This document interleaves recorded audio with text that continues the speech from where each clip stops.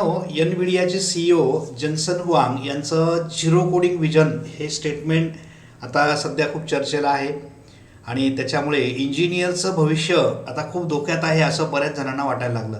म्हणजे त्यांच्या स्टेटमेंटचा अर्थ असा निघतो की आता इंजिनियर्सने कोडिंगकडे लक्षच द्यायची गरज नाही आहे. म्हणजे हे कोडिंग जे आहे ते पूर्णपणे AI कडून करून घ्यायचं आहे. AI जर कोड करू शकतोय तर इंजिनियर्सने त्यांची क्षमता का वाया घालवायची. म्हणजे इंजिनियर हा एक वेगळा प्राणी आहे ज्याच्याकडे बघण्याचा दृष्टिकोन समाजाचा जगाचा वेगळा आहे. इंजिनियर त्याला म्हटलं जातं जो नवनवीन गोष्टी शोधून काढतो, नवनवीन गोष्टींचा शोध लावतो, इन्व्हेन्शन करतो. मग त्याची इन्व्हेन्शन करण्याची जी क्षमता आहे ती कार्य करण्यामध्ये त्याने का वेस्टेज घालवावे. त्याने नवीन गोष्टी शोधाव्या आणि त्याच्यासाठी लागणाऱ्या ज्या काही कोडिंग विडिंग सारख्या गोष्टी ॲक्टिव्हिटीज आहेत त्या मात्र AI कडून करून घ्याव्यात असं त्यांचं मत आहे.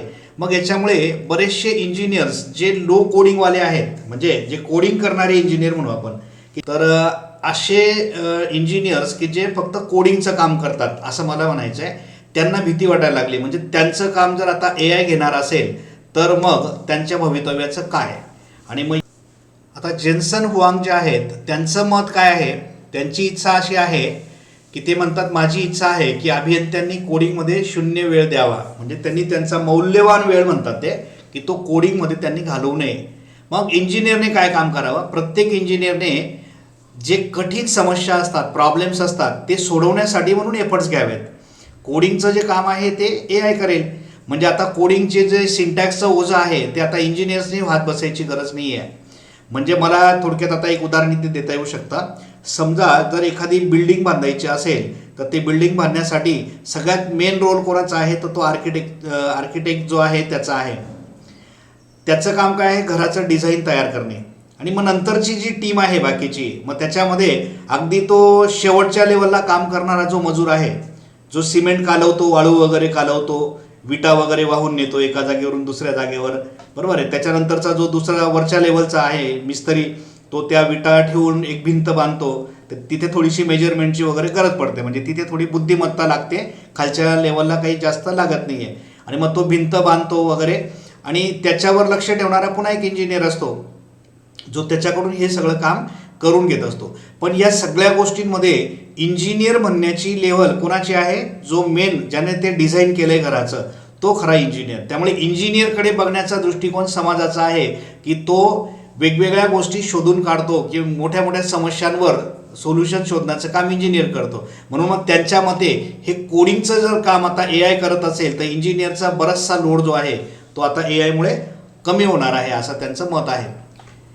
त्यांच्या मते कोडिंग हे एक फक्त काम आहे आणि मग ते काम जर AI करू शकतो आहे तर तुम्ही ते AI ला द्या. मग इंजिनियरने काय करायचं, प्रॉब्लेम सोडवायचा. बघा, कोडिंग करणं हा एक काय म्हणू आपण की हे कार्य आहे. तर मग मूळ उद्देश काय आहे, प्रॉब्लेम सोडवणं, solution of the problem. Okay. म्हणजे आता आपल्याकडे आजूबाजूला ज्या वेगवेगळ्या ॲक्टिव्हिटी होत आहेत कुठल्याही बिझनेसमध्ये, त्या बिझनेससाठी एक सॉफ्टवेअर तयार करून देणे हे काम इंजिनियर करतोय. ठीक आहे. सॉफ्टवेअर बनवण्यासाठी कोड लिहावा लागतो, हा एक भाग वेगळा आहे.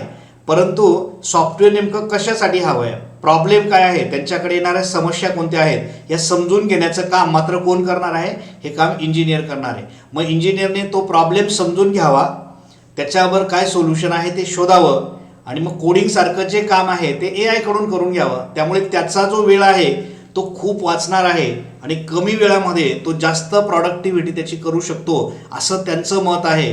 त्यामुळे मग त्यांनी आता सध्या AIचा वापर त्यांच्या कंपनीमध्ये चांगल्या प्रकारे सुरू केलेला आहे असं ते सांगतात. आता AIची जी भीती आहे ती का वाटते त्याच्या मागचं कारण आपण समजून घेऊ. आता बघा, एक उदाहरण आहे की जो रेडिओलॉजिस्ट असतो त्या रेडिओलॉजिस्टला एक एक्सरे काढावा लागतो. मग त्या एक्सरेची तो स्कॅनिंग करतो, थोडक्यात बघतो पूर्ण, त्याचं विश्लेषण करतो आणि मग त्याचा रिपोर्ट तयार करतो आणि डॉक्टरांना देतो. किंवा डॉक्टर स्वतः हे, म्हणजे तो रेडिओलॉजिस्ट हा स्वतः एक डॉक्टरच आहे थोडक्यात, बरोबर आहे. मग आता त्याला एक्सरे समजून घ्यावा लागेल, त्याच्यासाठी त्याचं विश्लेषण करावं लागेल आणि मग तो रिपोर्ट करून आणि मग त्याच्यावर काय निर्णय घ्यायचा, म्हणजे त्या पेशंटला आता काय ट्रीटमेंट द्यायची याच्यावर, म्हणजे हा प्रॉब्लेम त्याचा सापडला की मग त्याच्यावर सोल्युशन काय असेल याचा विचार तो करेल, बरोबर आहे. मग याच्यामध्ये आता हे जे काम आहे रेडिओलॉजीचं, म्हणजे स्कॅनिंग करण्यापासून तर त्याचा पूर्ण रिपोर्ट बनवेपर्यंत हे सगळं काम जर AI करू लागला तर मग आता रेडिओलॉजिस्टची गरज पडणार नाही अशी भीती एक थोडक्यात समाजामध्ये किंवा लोकांमध्ये तयार झाली. पण रियालिटी काय आहे, ए आयने स्कॅन करण्याचं काम वाचलं, म्हणजे विश्लेषण वगैरे सगळं ए आय करेल, तर मग तो वेळ जो रेडिओलॉजिस्टला द्यावा लागत होता तो वाचला. कमी वेळामध्ये हा रेडिओलॉजिस्ट जो आहे तो डॉक्टरांना चांगल्या प्रकारे हेल्प करू शकतो आणि एक चांगला निर्णय घेण्यामध्ये डॉक्टरांना त्याची मदत होऊ शकते. म्हणजे आता आपण असं म्हणू शकतो की ए आय हा मानवी निर्णय शक्तीला पर्याय नाही आहे, तर तो त्याचा एक हेल्पर आहे, मदत करू शकतो. मग ए आयची मदत घेतल्याने प्रॉडक्टिव्हिटी वाढते आहे. म्हणजे आपलं काम जे आधी थोडक्यात 2 तास करावं लागत होतं ते कदाचित आपल्याला 2 मिनिटात करून मिळेल ए आयमुळे. म्हणून आपण ए आयकडे बघताना आता त्याचा हेल्पर म्हणून विचार केला, तर मग ए आय वापरायला आता बऱ्याचशा लोकांनी सुरुवात केलेली आहे. आता पण ए आय कोडिंगचा विचार जर केला तर ते किती लोक वापरत आहेत. मग काही तुमच्या समोर जे एक्झाम्पल्स दिसत आहेत त्याच्यामध्ये पहिलं एक्झाम्पल गुगलचं दिसत आहे की गुगल हा 30% काम कोडिंगचं त्यांचं ए आयकडून करून घेतोय सध्याच्या स्थितीला. अँथ्रोपिक जो आहे तो 90% काम कोडिंगचं हे ए आयकडून करून घेतोय. आणि एनव्हिडियाने तर अनिवार्य म्हटलेलं आहे, म्हणजे एनव्हिडियाचे सीईओच सांगतायत स्वतः की कर्सर सारखं टूल वापरून आमचं 100% कोडिंगचं काम आम्ही आता ए आयकडून करून घेतो. म्हणजे आमचे इंजिनियर्स जे आहेत आता ते कोडिंग करतच नाही, ते संपूर्ण कोडिंग ए आयकडून करून घेतलं जातं आणि आमचे इंजिनियर जे आहे ते मोठ्या प्रॉब्लेमसाठी आम्ही वापरून घेतो. म्हणजे थोडक्यात काय, हे उदाहरण आपल्याला असं दाखवतंय की ए आय हे कोडिंग फक्त साधन, म्हणजे ए आय हे फक्त कोडिंगचं साधन नसून ती एक मूलभूत गरज आपली बनलेली आहे. म्हणजे येणाऱ्या काळामध्ये प्रत्येक कोडरला जे आज कोडिंग स्वतः करतायत त्यांना ते ए आयकडून करून घेता यायला पाहिजे, हे नॉलेज त्या प्रत्येकाजवळ असलं पाहिजे. त्यामुळे आता ही जी भीती तयार झालेली आहे कोडिंग करणाऱ्या लोकांच्या मनामध्ये की आपलं काय होईल, काय होणार नाही. तुम्ही जर ए आय शिकून घेतलं आणि तुमचं काम तुम्ही ए आयच्या मदतीने करून घेतलं तर तुमची क्षमता वाढणार आहे.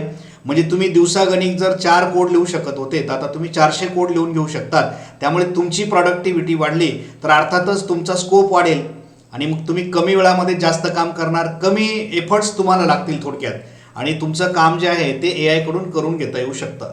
पण आता मग हे सगळंच काम ए आय करून घेतलं तर मग ते किती योग्य आहे याविषयी पण काही तज्ज्ञांचे मतं या ठिकाणी मांडले गेलेले आहेत.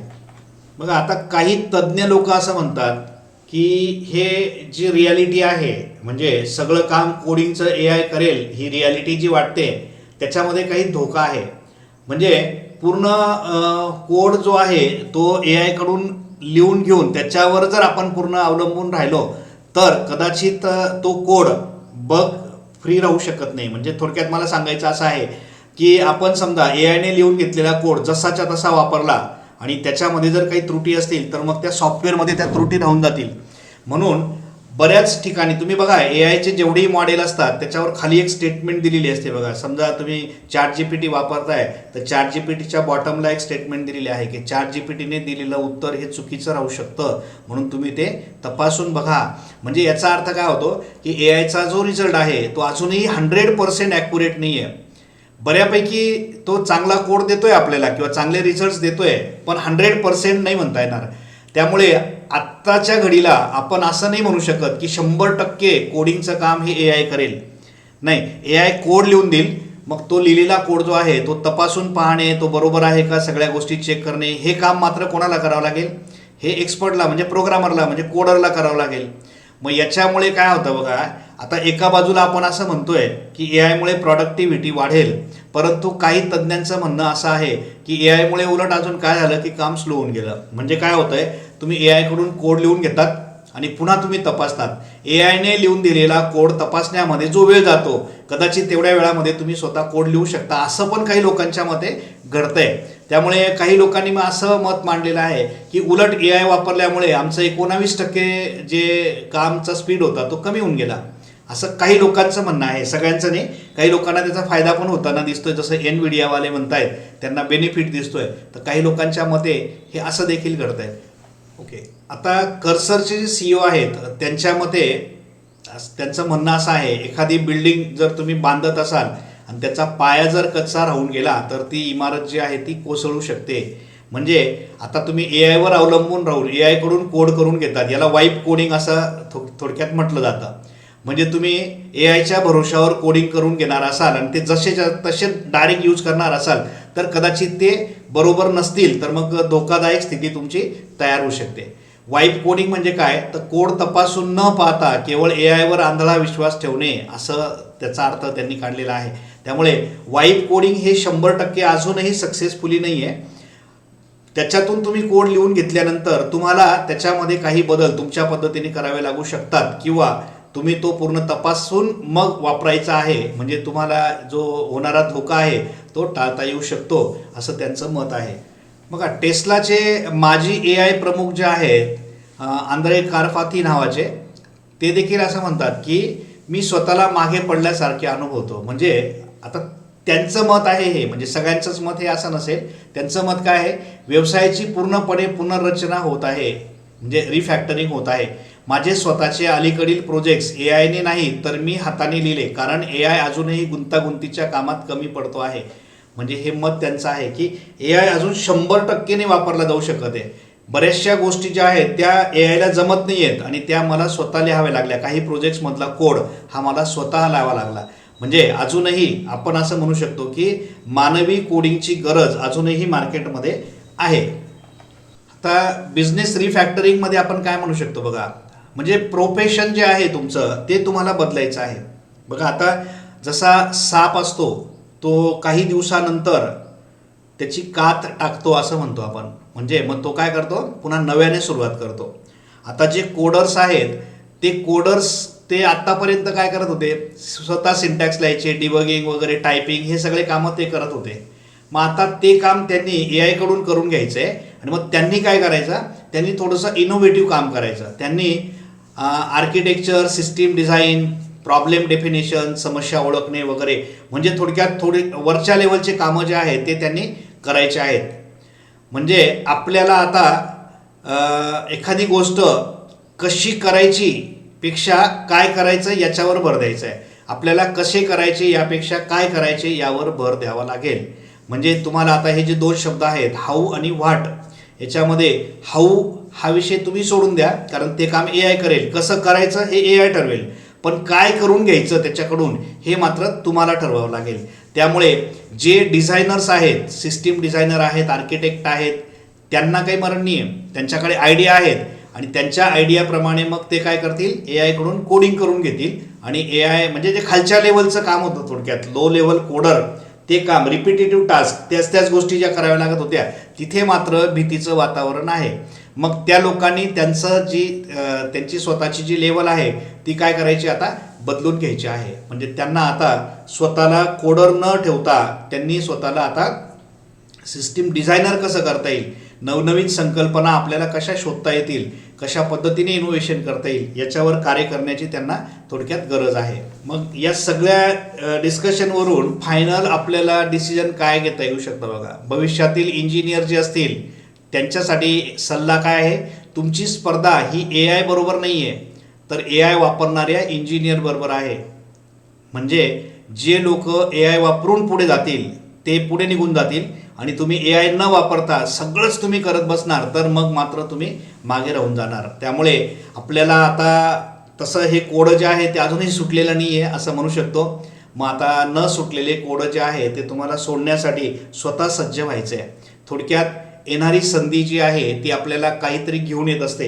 ए आय ही आपल्यासाठी एक अपॉर्च्युनिटी आहे आणि या अपॉर्च्युनिटीचा फायदा घेऊन तुम्हाला स्वतःला बदलण्याची थोडक्यात गरज आहे. म्हणजे तुम्ही आहेत त्याच ठिकाणी राहण्यापेक्षा तुम्ही ए आय बरोबर मैत्री करून जर पुढे जात असाल तर 100% येणारा काळ हा तुम्हाला अजून चांगल्या प्रकारचं काय म्हणू करिअर देऊ शकतो. त्यामुळे मनातली जी भीती आहे की ए आयमुळे आता सगळं संपणार किंवा ए आयमुळे कोडिंगचं विश्व संपणार, तसं नाही आहे. कोडिंग हे चालूच राहणार, फक्त कोडिंगचं काम ए आय करेल, त्याच्याकडून करून घेण्याचं काम मात्र हे तुम्हाला करायचं आहे. ओके, व्हॉट टू डू हे तुम्ही ठरवणार, हाऊ टू डू हे ए आयकडून करून घ्यायचं. म्हणजे तुमचं अर्ध काम ए आयला द्या, अर्ध मात्र तुम्ही करा.